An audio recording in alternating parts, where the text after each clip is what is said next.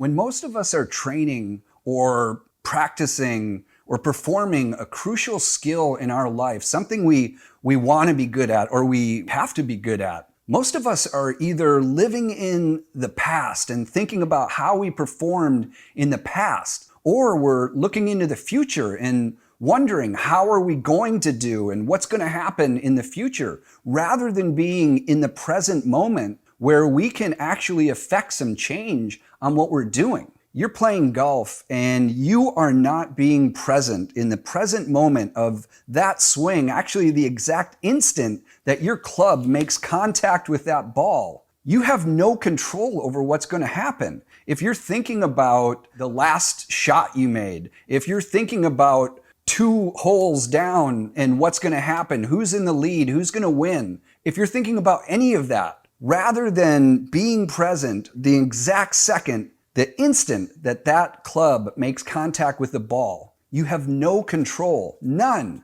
over what's going to happen. Let me be clear, if you are not keenly aware of what is happening in this instant, you have zero control over the outcome. But listen, learning to be present is really easy. All you need to do is meditate. And meditating is also very easy. Close your eyes and focus on one thing. Focus on your breath. Doing this, it's going to help you clear your mind and be able to control what you're focusing on in every moment of your life. You know, your conscious mind can only focus on one thing at a time, but your subconscious can literally focus on hundreds of things. It can track hundreds of things that are going on around you. And every cell in your body has consciousness. It can give you vital information that can help you. And that's what meditating does. It helps you tap into your subconscious mind so you can live in the present moment